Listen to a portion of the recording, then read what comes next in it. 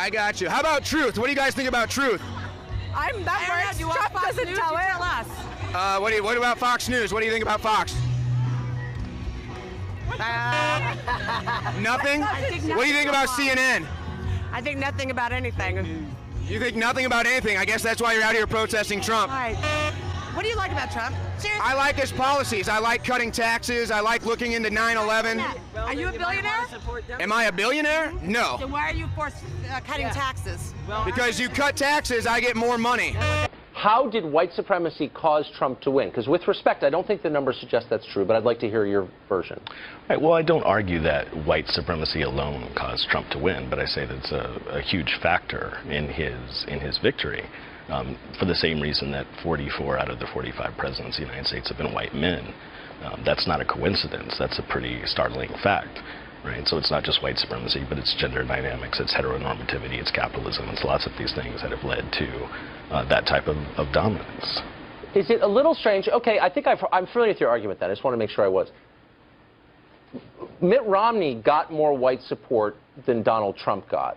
Is he white supremacist? That doesn't really fit into your theory, does it? Why would Mitt Romney, who is less, I'm sure from your perspective, less racially inflammatory than Donald Trump, get more white support than Trump did? Well, for me, it's not about Mitt Romney or Donald Trump or any one particular person. Again, when you asked me for my definition, I said it was a social and political and economic system. It's not about one particular person. Now, different politicians can appeal to various racialized arguments, as I think Trump has done at times, as Mitt Romney has done at times, and some Democrats have done at times. It's a palpable device, and it works large part of the time to propel people into political positions of power. So we've had, here's the main problem with your theory is from what I can tell. So for the last 50 years, the country's been totally transformed by immigration since the 65 Immigration Act. And we've admitted about 60 million immigrants into this country legally in 50 years. That's an awful lot in a country of 325 million or whatever it is. It's a lot of people. Totally changed the demographic balance of the country. Only 12% of them came from Europe.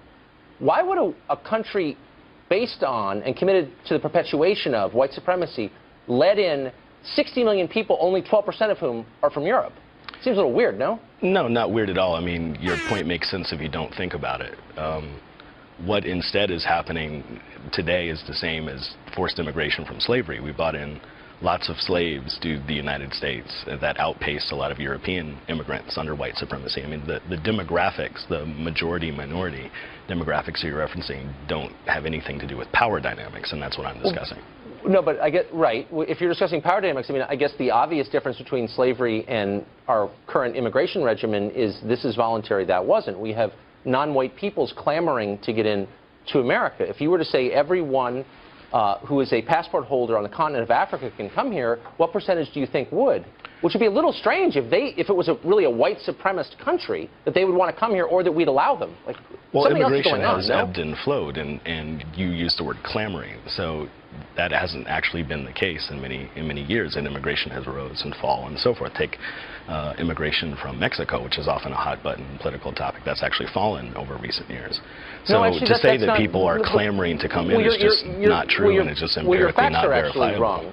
No, actually our immigration levels are set by the federal government, by the Congress, and they've remained the same. So I'm just saying that it doesn't ebb and flow, actually. Illegal immigration may ebb and flow, but legal immigration doesn't. And it's overwhelmingly non-white. So why, again, would a white supremacist country allow that to happen? I mean, in 1965, 84% of the country was white. 2015, 62%. That's a massive change in 50 years. Why would white supremacists allow that to happen? Well, white supremacists need the help now, don't they? They need people to do the work that they don't want to do themselves. Just as I referenced slavery, just as I referenced, any historical period such as Jim Crow or the Black Codes, or any nation for that sake that has a dominant racial ethnic group, you're going to have a racial underclass. Having a large racial underclass in no way undermines the fact that there is a racial underclass. That's just absurd. But it's a democracy in which the majority chooses the government and the way of life. And so we know as a demographic matter that it's going to be a majority non-white country soon. That was a decision made by white people because it's a majority white country. And they're voluntarily allowing the country to become non-white. And no one's yelling about it or whatever. I mean, you can, whatever you think of that, that's not the behavior of a white supremacist country.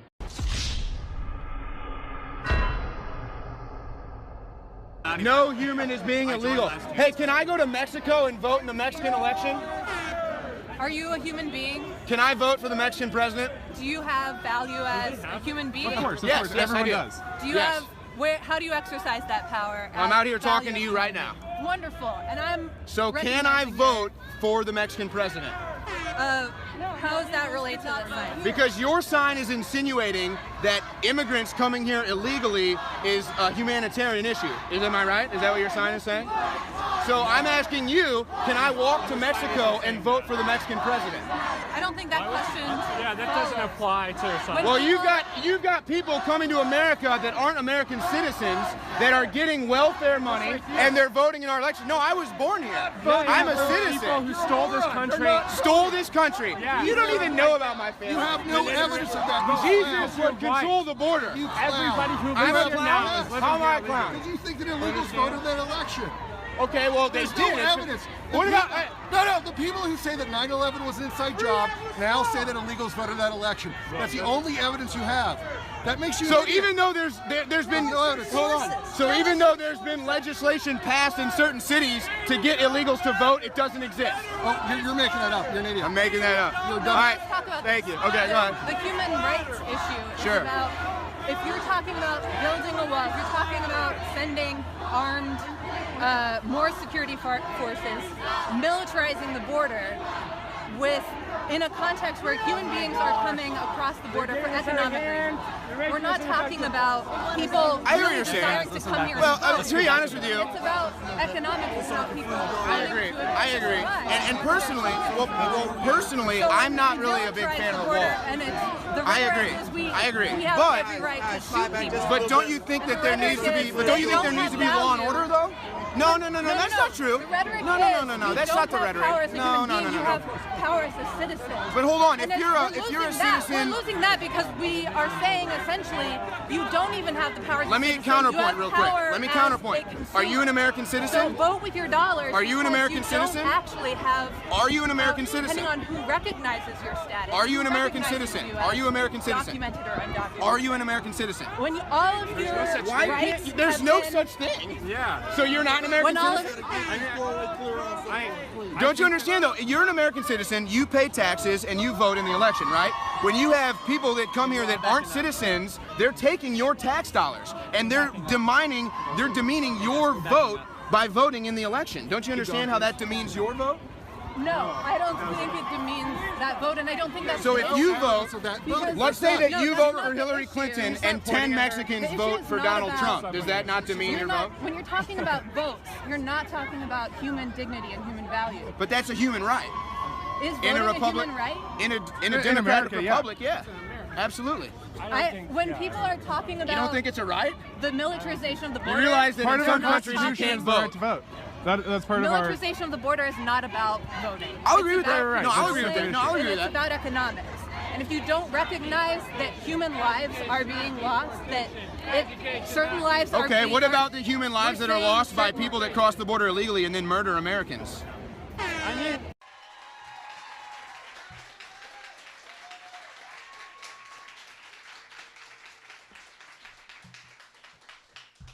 Free speech goes on. So it turns out that your administrators are a bunch of hacks. Pathetic crybaby wusses who only care about the melting snowflakes, who didn't even have balls to show up, by the way. We got 35 people, 35 security people for little old me. No, not even any protesters, just for me, because of my jujitsu skills and my massive 5'9", 165 Jewish frame. Okay, so I want to start. I come bearing gifts, particularly for the social justice warriors. I keep hearing that you fellas, that you party people, that you want to, you're wearing around these safety pins. So I brought a whole pack of safety pins just for you. And then to accompany those, I brought the diapers you ought to be wearing. So you can pin that up. You self-indulgent, pathetic children who can't handle anybody who has an opposing point of view. Yeah, you're real strong. You're real tough. So strong and so tough, you have to stand behind the security and the police officers that you're bashing every single day. Damn! I promise you, in the privacy of their own homes, every member of that security team and every member of the police force is in agreement with me, not the people who they're protecting from my supposed free speech threat.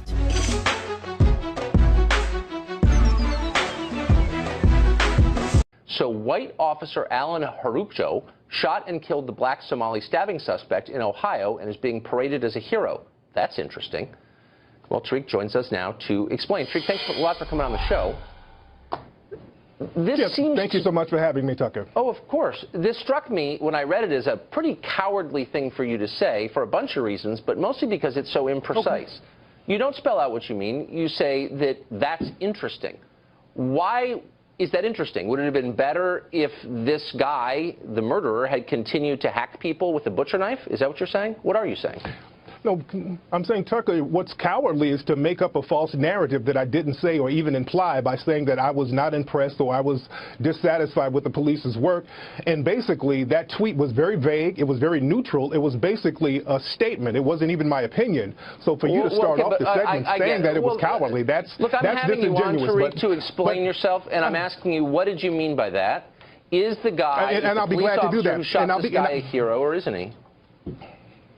I'll be glad to answer that, but I don't want to do the false narrative thing because that's just very disingenuous, and I like to bring truth to power. The question. Now, let me explain what I meant. Yeah. No, I didn't think that the guy was wrong for what he did. The guy was a hero. The comment wasn't meant to racialize the actual shooting and the event itself. When that happened, online, there were a lot of people who played the race card, and the minute they found out who the suspect was, they kept talking about black Somalian, then they started talking about Black Lives Matter, then they started talking about Obama, then they racialized it. So, that's normal. I'm sorry. Okay. So there's only so much I can take. I spent all afternoon listening to your podcast, which is the most racialized thing I think I've ever listened to in my life. And not which that is not true. Which is not true. Let me say this. You sent a series of tweets here noting the race and the nationality of the terrorist, and you also put quotes around the word terrorist. If you drive your car through a crowd of people and murder someone with a knife, are you not a terrorist? Why did you put quotes around? I didn't say that the man. I didn't say that the man wasn't a terrorist. Tucker, are you going to say anything honest before we get the interview started, or it's just going to be a bunch of projections I'm asking you what you meant. Why did you put suspected white supremacist around the word terrorist? Okay. Because I didn't know if the guy was a terrorist or not. I didn't know if he was a suspect. I didn't know if that was the only suspect. So I didn't have all the facts. I wanted to wait for all the facts to come in before I label people, which is what you should do. Okay. If someone drives his car through a crowd of people, here's what we knew from the first moment this happened. A guy drove his car through a crowd of people, intentionally hitting them, and then he attacked one of them with a knife. What else do you need to know in order to conclude that man is committing an act of terrorism? What's the missing piece there for you? We didn't get all the facts initially because initially they said that there were other suspects. So I didn't have all the facts then. So I wasn't in the position to label anybody or bring my opinion to the table. I wanted to wait to see what all the facts were before I labeled people. And that's what you should do, No, you didn't. What you were trying to do is incite race hatred, which is what you do for a living, making this about race from the very start, when in fact race played no role. Now, you make the claim repeatedly in your writings and on your show that this is a, quote, white supremacist country. The guy who did this was imported here at taxpayer expense from Somalia. He was living, I believe, entirely on taxpayer expense. It was government-subsidized education at Ohio State. Why would a white supremacist country import Africans in large numbers and then pay for them to live here? I don't understand. It doesn't speak in narratives. It doesn't really fit your narrative, does it? So we don't live in a system of complete white supremacy? Everybody's lying, Tucker? Huh. So the overwhelming majority of immigrants to this country are non-white. Why would a white supremacist country import massive numbers of non-white immigrants? Not to blow your mind, when you say non-white, I mean, there's Hispanic people who you say are non-white, but they're labeled as white. There are a lot of people who are classified as white that you say are non-white. So you play this racialized game. So who's non-white and who's white? Okay, look, I guess the point I'm making is that it's not 1955. It's a totally different country from the one you seem to be addressing on Twitter and in your podcast. Then answer this. How's it different, sir? In your tweet, it's different in this way. It is an entirely multi-ethnic country. It's not just black people and white people, one oppressing the other. It's a much more complicated landscape, as you may have noticed if you go outside. And so when you tweet out that this is a story of a white man killing a black man, that is misleading. That's not at all what happened. There was no racial motive that we know of here, and you're implying there was. I didn't say there was a racial motive. Your financial. Well, of course you did. You said the white officer shot a black Somali suspect. Tucker. This is Fox News. You guys are the race casino. Forget about the race card. You play the race casino. Right. So it's very hypocritical for me to specify the race of a suspect and a police officer, and that is supposed to be some kind of problem when you guys do it all the time and arbitrarily blame black people for everything negative in this country. Here, I'm not even going to rise to the debate. Let me just say that I think when normal people, and I'm excluding you from that category, watched what happened yesterday, they didn't see the race of the terrorist or the race of the cop. They saw an American stopping a lunatic from murdering more people on a college campus. So why did your white supremacist colleagues make it racial? So why did they make it racial? Why did so many people in the right? And how did they make it racial? I don't know one person on any network who looked at this and said, here you have a white man killing a black man. They said, here you have a police officer, representative of order, black Somalian, stopping a mass murder from continuing. So was it Black Lives Matter fault? You guys always seem to blame Black Lives Matter, and Black Lives Matter is any black person you choose to make Black Lives Matter. So right, okay, I'm missing the thread of your argument. Group justice is more important than individual justice. This is what you keep hearing, I'm sure, from some of your teachers about social justice. Social justice is garbage and crap. Social justice is a bunch of nonsense. And the reason I say this is because social justice inherently, the term social justice means not individual justice.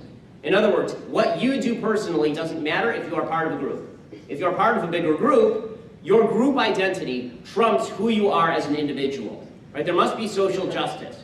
So the fact that in the United States, black people have been put upon in the United States, and there's been a tremendous and undeniable history of racism in the United States, that means that an individual black person has to be treated differently than an individual white person under the dictates of social justice. This is nonsense, and in fact it's racism. Because the fact is individuals should be treated as individuals regardless of race. As soon as you start saying that people ought to be treated by group as opposed to by individual status, you end up in the realm of injustice. Damn! The fact is that anytime you end up with a situation where you say that somebody ought to pay the price for what their group has done, you've got a problem on your hands. As soon as you insist that some people not be punished for their actions because they are of a certain race, or that certain people be punished more harshly because they are of a certain race, you have entered the realm of injustice.